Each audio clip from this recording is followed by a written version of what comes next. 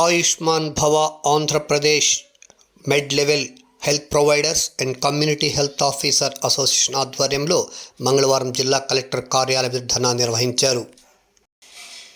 EPF పునరుద్ధరించాలని, అద్దె బకాయిలు చెల్లించాలని, ఉద్యోగ భద్రత కల్పించాలంటూ ఇంక్రిమెంట్స్, ఎక్స్గ్రేషియా ఇవ్వాలని వాళ్ళు ప్రభుత్వాన్ని కోరుతూ జిల్లా కలెక్టర్ కార్యాలయం వద్ద ధర్నా నిర్వహించారు.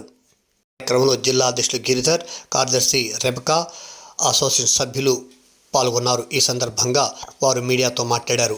ఈ కార్యక్రమంలో సారథి, నాయక్, ఆదిల్, కృష్ణవేణి ఇతర అసోసియేషన్ సభ్యులు పాల్గొన్నారు.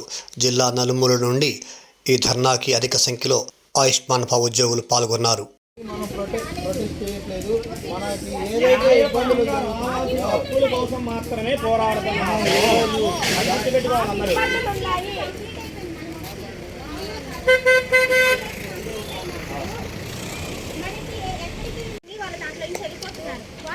మనకేంటి ఎవరి దగ్గరైనా ఆన్సర్ ఉందా? ఎవరివ్వాలి? మనం అంటే అందరు మనల్ని ఎంత గౌరవిస్తారు. విలేజ్ లెవెల్లో మన పేషెంట్స్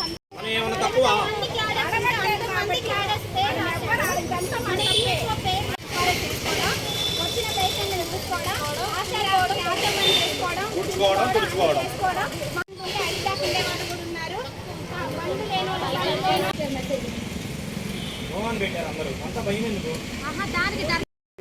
ప్రభుత్వం గురించి మేము ఏం మాట్లాడట్లేదు సార్. ఎవరు వచ్చినా ఈ ప్రభుత్వంలో మాకు ఇచ్చిన క్యాడర్ వచ్చేసి చాలా మంచి పొజిషన్ ఇచ్చారు. విలేజ్ హెల్త్ క్లినిక్స్ కానీ ఆయుష్మాన్ ఆరోగ్య మందిర్లో మాకు మంచి పొజిషన్ పేషెంట్లు అంతా ఎంతో మంచి బెనిఫిట్ అవుతున్నారు.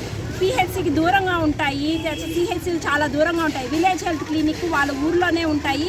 అందరు వచ్చి చాలామంది బీపీ పేషెంట్లు, షుగర్ పేషెంట్లు, బెడ్ రిడన్ పేషెంట్లు, తర్వాత గర్భిణీలు, ఎంతోమంది పక్షవాతం పేషెంట్లు, ఎంతోమంది వచ్చి మా దగ్గర బెనిఫిట్ పొందుతున్నారు.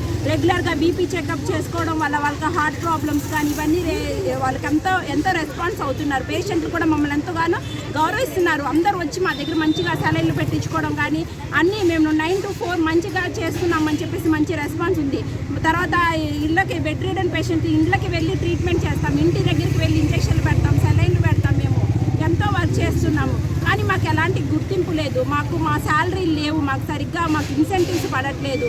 మాకు అందరిలాగా 1వ తేదీకి అంతా శాలరీ పడట్లేదు. మాకు ఎంతో బాధగా అనిపిస్తుంది వర్క్ చేస్తున్నప్పుడు. శాలరీ ఉంటేనే కదా మాకు సంవత్సరం అయితే ఇంక్రిమెంట్ ఉంటే మాకు కూడా మా జాబ్ సాటిస్ఫాక్షన్ ఉంటుంది. మేము ఎవరిని ఏం అనట్లేదు సార్. ఏ ప్రభుత్వం గురించో కానీ మేము ఎవరిని అన్నట్టు మమ్మల్ని గుర్తించండి. మేము కూడా ఈ బీఎస్సీ నర్సింగ్ చదివి మేము ఈ జాబ్కి వచ్చాం సార్. జాబ్ చేస్తున్నప్పుడు మాకు జాబ్ సాటిస్ఫాక్షన్ ఉండాలి. మేము వర్క్ పేషెంట్తో చేస్తున్నాము, మాకు జాబ్ సాటిస్ఫాక్షన్ ఉంది. కానీ శాలరీ అనేది లేకపోతే మా ఫ్యామిలీ మేము ఎలా లీడ్ చేసుకోవాలి? మాకు శాలరీస్ కావాలి, మాకు ఇంక్రిమెంట్స్ కావాలి. అలాగే మమ్మల్ని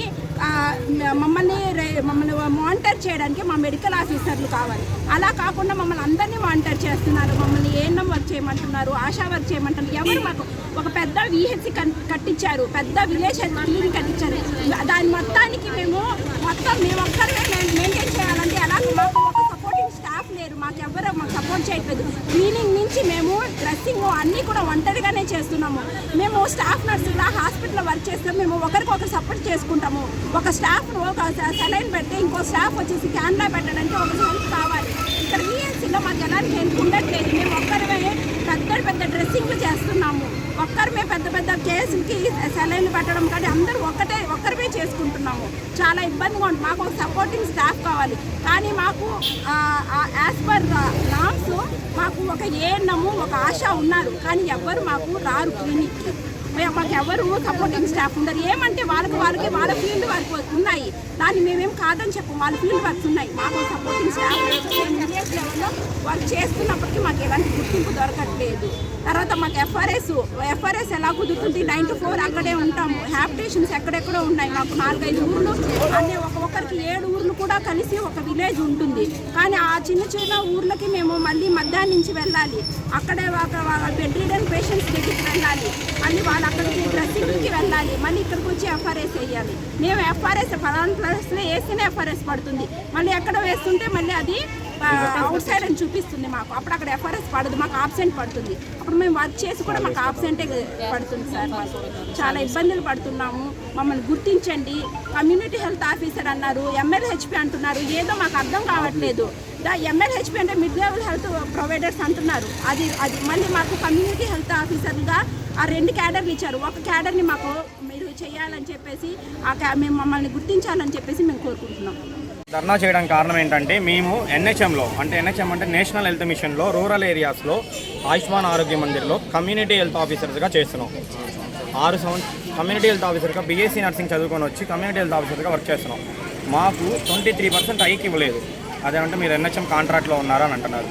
NHM కాంట్రాక్ట్లో ఉన్నామంటే అందులో NHMలో 189 క్యాడర్స్ ఉన్నారు. 189 క్యాడర్స్లో 188 క్యాడర్స్కి ఇచ్చి పరంగా 23% హైక్ ఇవ్వాలి. అదేవిధంగా 6 సంవత్సరాలు పూర్తయినటువంటి వారిని గవర్నమెంట్ ఆఫ్ ఇండియా వాళ్ళు రెగ్యులరైజేషన్ చేసుకోమని ఒక జీవో ఇచ్చున్నారు. ఆ జీవో ప్రకారం మమ్మల్ని కూడా రెగ్యులరైజేషన్ చేయాలి. మాకు జాబ్ యొక్క ఉద్యోగ భద్రత కల్పించాలి. తర్వాత PF కట్ చేయట్లేదు మాకు గత సంవత్సరం నుంచి. ఎందుకు కట్ చేయట్లేదు? అది కూడా PF కూడా కట్ చేయాలని మా యొక్క ప్రధాన డిమాండ్లు. అద్దెకి తీసుకొని ఉంటున్నారు. ఆ అద్దె బకాయిలు గత 8 నెలల నుంచి బకాయిలు ఉన్నాయి. అవి తీర్చాలి. కరెంటు బిల్లులు కూడా మాకు ఇవ్వాలి. CHOస్కి మా అంటే NHM తరపు నుంచి చాలా అన్యాయం జరుగుతుంది. NHM తరపు నుంచి అని చెప్పట్లేదు, రాష్ట్ర ప్రభుత్వం గురించి మేము మాకున్న బాధలను విన్నవించుకుంటున్నాం. కానీ వేరే రీతిలో మేము దీన్ని వ్యక్తపరచాలని అనుకోవట్లేదండి. మాకున్న బకాయిలు ఇన్సెంటివ్స్ ఏవైతే ఉన్నాయో అవి వెంటనే విడుదల చేయాలని కోరుకుంటున్నాము. ఆయుష్మాన్ ఆరోగ్య నిబంధనల ప్రకారం ఏదైతే మాకు ఇచ్చారో పర్మనెంట్ చేయాలని చెప్పేసి అని కోరుకుంటున్నామండి. అవే కాకుండా మాకు ఒక నిర్దేశమైన జాబ్ చార్ట్ అంటే మా యొక్క ఈ జాబ్ ఇచ్చిన దానికి జాబ్ చార్ట్ మా వర్క్స్ ఏంటి అవనేది కూడా ఒక క్లారిటీ ఇస్తే దాని గురించి మేము సంతోషిస్తామండి. అంతేకాకుండా ఆర్థికంగా